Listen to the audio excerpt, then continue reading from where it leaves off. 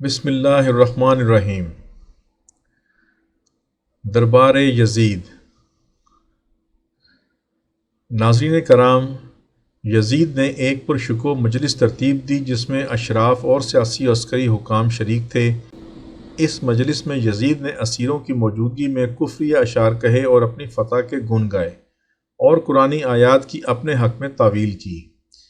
یزید نے اپنے ہاتھ میں موجود چھڑی کے ساتھ امام حسین کے مبارک لبوں کی بے حرمتی کرنا شروع کی اور رسول اکرم صلی اللہ علیہ وسلم اور آپ صلی اللہ علیہ وسلم کی آل کے ساتھ اپنی دشمنی کو عیاں کرتے ہوئے کچھ اشعار پڑھنا شروع کیے جن کا مفہوم کچھ یوں ہے: اے کاش کہ میرے آبا و اجداد جو بدر میں مارے گئے اگر آج زندہ ہوتے تو دیکھتے کہ قبیلہ خزرج کس طرح ہماری تلواروں کی ستم کا نشانہ بنا ہے، تو وہ اس منظر کو دیکھ کر یقیناً خوشی سے چیخ اٹھتے اور کہتے: اے یزید، تمہارے ہاتھ کبھی شل نہ ہوں۔ پھر کہا: ہم نے بنی ہاشم کے بزرگان کو قتل کیا اور اس جنگ بدر کے کھاتے میں ڈال دیا اور اس فتح کو جنگ بدر کی شکست کے مقابلے میں قرار دیا۔ بنی ہاشم نے سیاسی کھیل کھیلا تھا، ورنہ نہ تو آسمان سے کوئی چیز نازل ہوئی ہے اور نہ ہی کوئی وحی اتری۔ میں خندف، یزید کی دادی، یزید اور اس کے درمیان 13 پشتوں کا فاصلہ ہے، کی نسل میں سے نہ ہوا اگر احمد مصطفیٰ صلی اللہ علیہ وسلم کی اولاد سے انتقام نہ لوں۔ اتنے میں مجلس کے کونے سے حضرت زینب اٹھی اور بلند آواز میں خطبہ ارشاد فرمایا۔ یزید کے دربار میں جناب زینب کے اس خطبے نے امام حسین کی حقانیت اور یزید کے باطل ہونے کو روز روشن کی طرح سب پر آشکارا اور واضح کر دیا۔ خطبے کے فوری اثرات۔ حضرت زینب کے منطقی اور اصولی خطبے نے دربار یزید میں موجود حاضرین کو اس قدر متاثر کیا کہ خود یزید کو بھی اسرائے آل محمد کے ساتھ نرمی سے پیش آنے پر مجبور کر دیا، اور اس کے بعد اس کو اہل بیت کے ساتھ کسی قسم کے بھی سخت رویے سے پرہیز کرنا پڑا۔ دربار میں حضرت زینب کی شفاف اور دو ٹوک اور دلیرانہ گفتگو سے یزید کے اوسان خطا ہونے لگے اور مجبور ہو کر اس نے امام حسین کے قتل جیسے جرم کو ابن زیاد کی گردن پر ڈالتے ہوئے اسے لعن طعن کرنا شروع کر دیا۔ یزید نے اپنے کارندوں سے اسرائے آل محمد کے بارے میں مشورہ کیا کہ ان کے ساتھ کیا سلوک کیا جائے۔ اس موقع پر اگرچہ بعض درباریوں نے اسے مشورہ دیا کہ ان سب کو بھی قتل کر دیا جائے، لیکن نعمان بن بشیر نے اہل بیت کے ساتھ نرمی سے پیش آنے کا مشورہ دیا۔ اسی تناظر میں یزید نے اسرائے اہل بیت کو شام میں کچھ ایام عزاداری کرنے کی اجازت دے دی۔ بنی امیہ کی خواتین منجملہ ہند یزید کی بیوی شام کے خرابے میں اہل بیت سے ملاقات کے لیے آ گئیں اور رسول اللہ صلی اللہ علیہ وسلم کی بیٹیوں کے ہاتھ پاؤں چومتیں اور ان کے ساتھ گریہ وزاری میں شریک ہو گئیں۔ 3 دن تک خرابہ شام میں حضرت زینب نے اپنے بھائی پر ماتم کیا۔ آخر کار اسرائے اہل بیت کو عزت و احترام کے ساتھ مدینہ پہنچایا گیا۔ حضرت زینب کے خطبے کے چند اقتباسات۔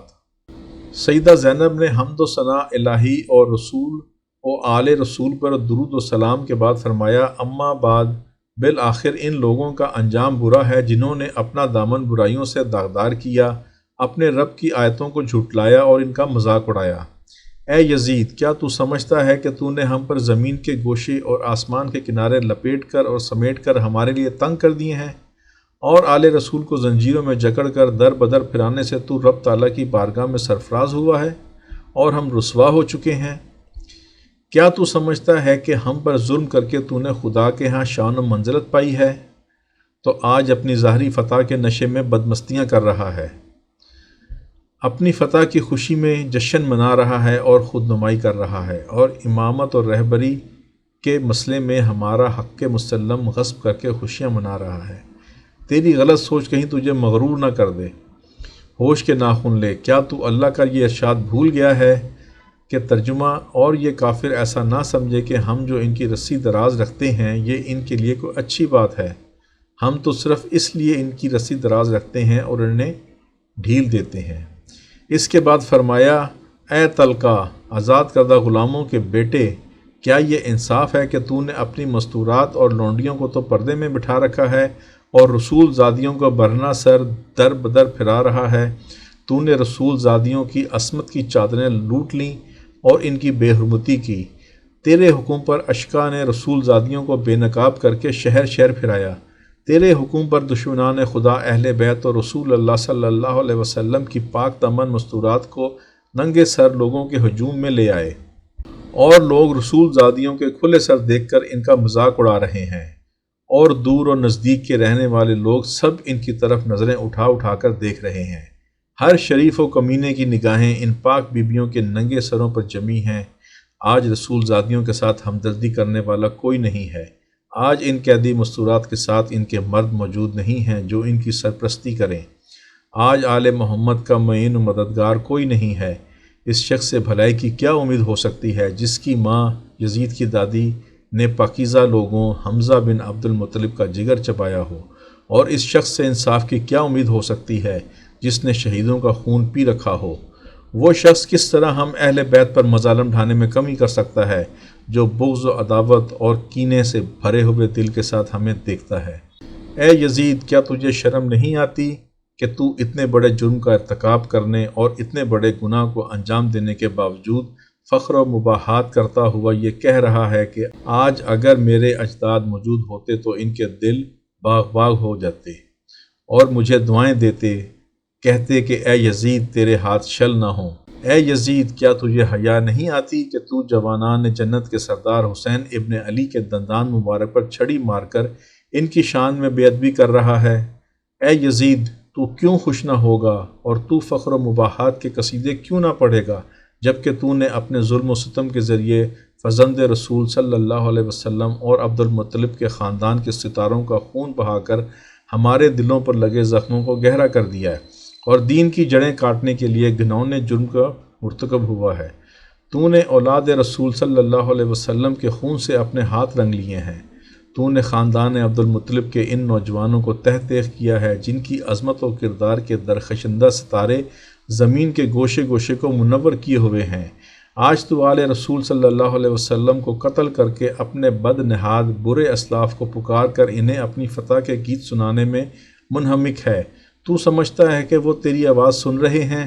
جلدی نہ کر، عن قریب تو بھی اپنے ان کافر بزرگوں سے جا ملے گا، اور اس وقت تو اپنی گفتار و کردار پر پشیمان ہو کر یہ آرزو کرے گا کاش میرے ہاتھ شل ہو جاتے اور میری زبان بولنے سے عاجز ہوتی اور میں نے جو کچھ کیا اور کہا اس سے باز رہتا۔ اس کے بعد آسمان کی طرف رخ کر کے بارگاہ الہی میں عرض کیا، انہیں تب معلوم ہوگا کہ کون زیادہ برا ہے مکان کے اعتبار سے اور زیادہ کمزور ہے لو لشکر کے لحاظ سے۔ اے ہمارے پروردگار، تو ہمارا حق اور ہمارے حق کا بدلہ ان سے لے۔ اے پروردگار، تو ہی ان ستمگروں سے ہمارا انتقام لے، اور اے خدا تو ہی ان پر اپنا غضب نازل فرما جس نے ہمارے عزیزوں کو خون میں نہلایا اور ہمارے مددگاروں کو تہ تیغ کیا۔ اے یزید، خدا کی قسم تو نے جو ظلم کیا ہے یہ تو نے اپنے اوپر کیا ہے۔ تو نے کسی کی نہیں بلکہ اپنی ہی کھال چاک کر دی ہے، اور تو نے کسی کا نہیں بلکہ اپنا ہی گوشت کاٹ رکھا ہے۔ تو رسول خدا کے سامنے ایک مجرم کی صورت میں لایا جائے گا، اور تجھ سے تیرے اس گھنونے جرم کی باز پرس ہوگی کہ تو نے اولاد رسول صلی اللہ علیہ وسلم کا خون ناحق کیوں بہایا اور رسول زادیوں کو کیوں در بدر پھرایا، نیز رسول کے جگر پاروں کے ساتھ ظلم کیوں روا رکھا۔ اے یزید، یاد رکھ کہ خدا آل رسول صلی اللہ علیہ وسلم کا تجھ سے انتقام لے کر ان مظلوموں کو حق انہیں دلائے گا اور انہیں امن و سکون کی نعمت سے مالا مال کر دے گا۔ خدا کا فرمان ہے کہ تم گمان نہ کرو کہ جو لوگ راہ خدا میں مارے گئے وہ مر چکے ہیں، بلکہ وہ ہمیشہ کی زندگی پا گئے اور بارگاہ الہی سے روزی پا رہے ہیں، اور انہیں جو اللہ کی راہ میں مارے گئے ہیں ہرگز مردہ نہ سمجھو، بلکہ وہ زندہ ہیں، اپنے پروردگار کے یہاں رزق پاتے ہیں۔ اے یزید، یاد رکھ تو نے جو ظلم آل محمد صلی اللہ علیہ وسلم پر ڈھائے ہیں اس پر رسول خدا عدالت الہی میں تیرے خلاف شکایت کریں گے، اور جبریل امین آل رسول صلی اللہ علیہ وسلم کی گواہی دیں گے۔ پھر خدا اپنے عدل و انصاف کے ذریعے تجھے سخت عذاب میں مبتلا کر دے گا، اور یہی بات تیرے برے انجام کے لیے کافی ہے۔ عن قریب وہ لوگ بھی اپنے انجام کو پہنچ جائیں گے جنہوں نے تیرے لیے ظلم و استبداد کی بنیادیں مضبوط کیں اور تیری آمرانہ سلطنت کی بساط بچھا کر تجھے اہل اسلام پر مسلط کر دیا۔ ان لوگوں کو بہت جلد معلوم ہو جائے گا کہ کیا برا بدل انجام ہے ان ظالموں کے لیے۔ ستم گروں کا انجام برا ہوتا ہے، اور یہ بھی کہ کس کے ساتھی ناتوانی کا شکار ہوئے۔ ناظرین کرام، اگر ویڈیو پسند آئی ہو تو لائک کریں، سبسکرائب کریں، بیل آئیکن پر کلک کریں تاکہ ہم سب اللہ، اس کے رسول اور اس کے دین کے بارے میں زیادہ سے زیادہ جان سکیں اور ہر نئی آنے والی ویڈیو کے بارے میں آپ کو مطلع کر سکیں۔ شکریہ، اللہ حافظ۔